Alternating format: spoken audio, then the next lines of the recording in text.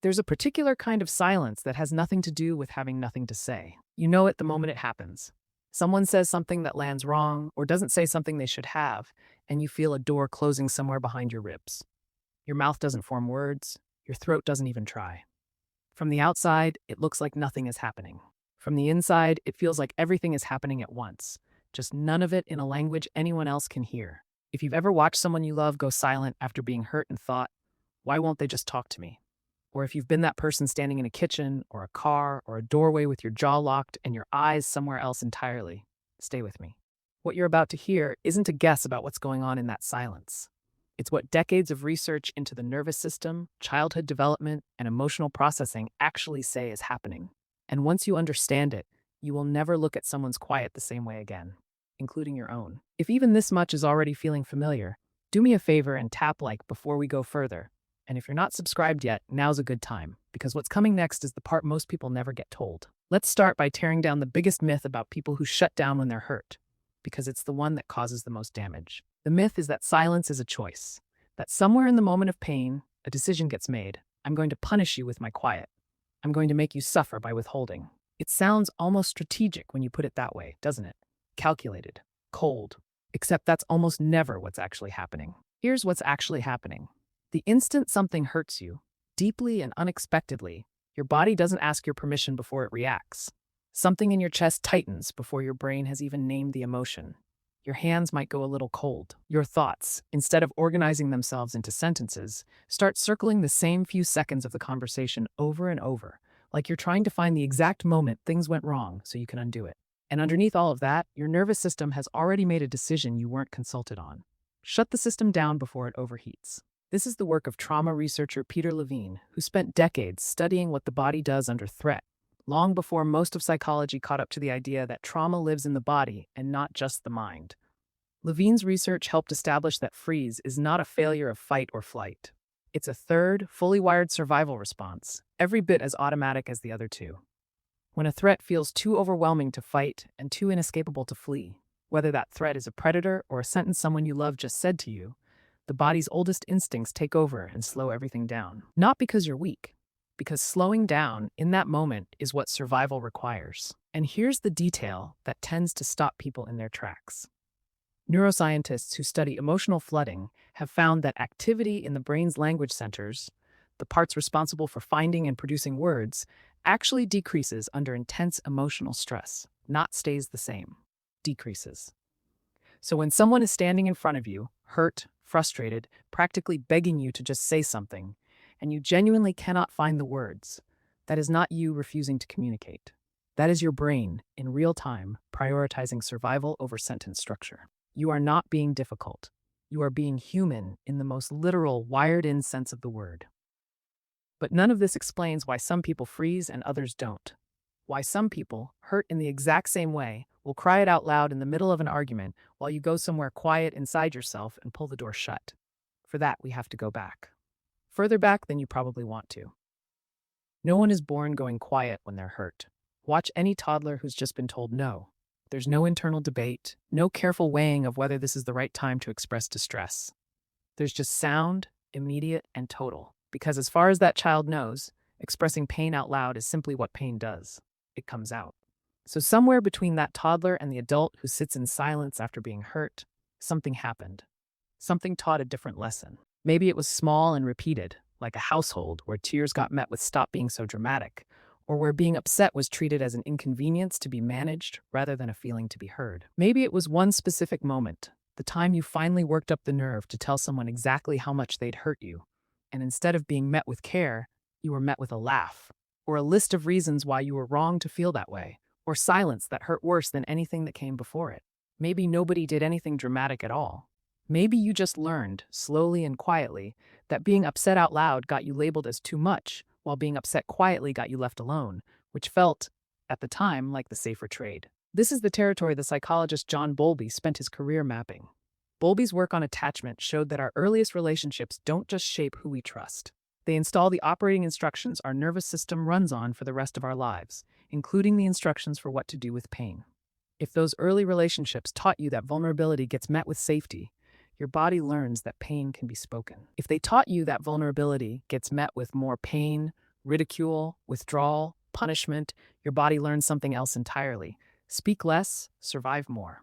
And that lesson doesn't fade just because you grew up.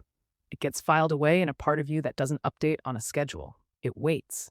And it activates the second something hurts you again, even with people who have never given you a single reason not to trust them. So when you go quiet, you're not malfunctioning. You're running a program that at some point in your life kept you safe. The tragedy is that it doesn't know the war is over. It's still standing guard. Now here's where most people get it backwards, and it's worth sitting with for a second, because it might be the most surprising thing in this entire story. Everyone on the outside sees stillness and assumes nothing is happening. Blank face, closed mouth, maybe arms folded, maybe eyes fixed somewhere on the floor.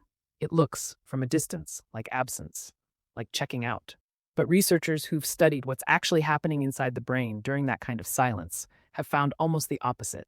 The regions tied to self-reflection, memory retrieval, and running through possible future outcomes light up more, not less, in people who go quiet under emotional stress. Their minds aren't idling, they're working overtime. Here's what that looks like from the inside, in case no one's ever put it into words for you before. Did I cause this? Has this happened before, with this person or with someone else? What is this feeling actually about, underneath the obvious thing? What do I actually want to happen next? And do I even know yet? If I open my mouth right now, will what comes out be the truth? Or will it just be the loudest, sharpest thing my hurt can find to throw? You are not stalling. You are running a full diagnostic on a situation everyone else has already moved on from. Because for you, saying the wrong thing in the heat of the moment doesn't feel like a small risk. It feels like the kind of risk you can't take back. There's an old idea that still water runs deep, and it's almost always said about people, never about anything else. Maybe that's because everyone, on some level, recognizes that the quietest person in the room is often doing the most work. They're just doing it somewhere no one else can see. And this leads to something almost nobody gives you credit for. Something that, if you really sit with it, says a great deal about who you are underneath all that silence. Part of why you go quiet is that you are protecting the people you love from the version of you that exists in the first 60 seconds of being hurt. You already know that version. You've met them before, maybe in the middle of the night, maybe in your own head during an argument that never happened out loud. That version is not interested in fairness. That version wants to win, not connect. And somewhere underneath the hurt, that if you let that version speak before you've had a chance to sort through what's actually true, the words that come out won't build anything. They'll only be useful for tearing something down. So you hold the door shut, not out of cruelty, out of something closer to love than anyone watching you would guess. There's a concept in psychology called the window of tolerance, the emotional range in which a person can stay present, think clearly, and actually communicate instead of just reacting. Step outside that window, too flooded, too raw, too far gone, and real conversation becomes physically impossible, no matter how badly both people want it. You may never have had a name for this before, but you've known it instinctively for years. That's why you wait. Not because you're avoiding the conversation, but because some part of you understands, better than most people ever will, that there is a difference between not being ready to talk and never intending to.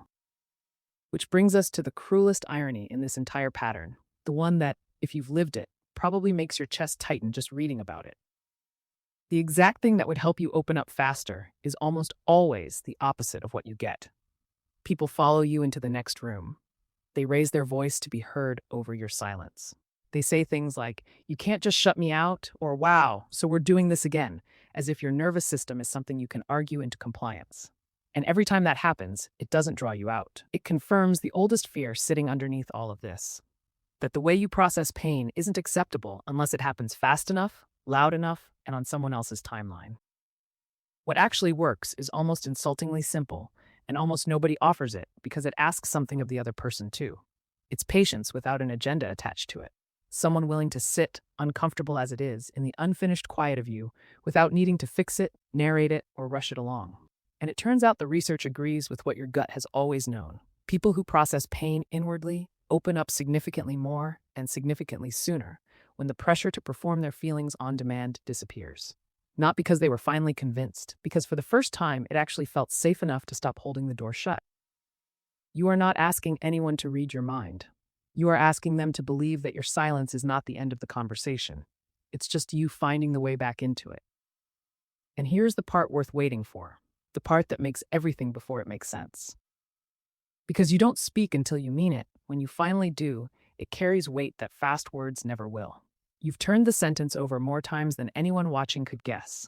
You've checked it against what's actually true, not just what would feel satisfying to say in the moment. You don't reach for whatever will hurt the most just because it's available. When you finally say, I was hurt, or I need this, or here's what's actually going on, it isn't a reaction firing off in the middle of a fight. It's a conclusion you arrived at on your own time, which makes it something close to rare in a world where most people say everything immediately and mean roughly half of it.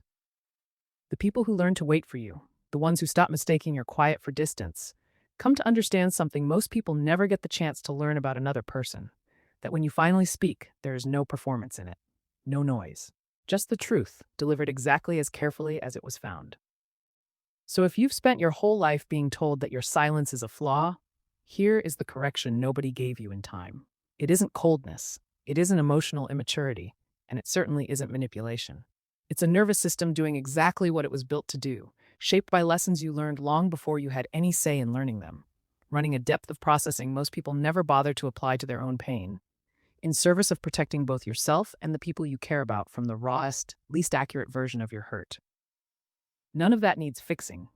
What might be worth examining, slowly and on your own terms, is whether the silence still needs to be quite this long, quite this automatic, quite this airtight, now that you're not in the rooms that taught you to build it. That's not a betrayal of who you've been. That's what healing actually looks like up close. Not becoming a different person, just finally getting to choose instead of reacting on instinct built for a war that ended a long time ago. If this gave you words for something you've been carrying quietly for a long time, that's exactly why this video exists.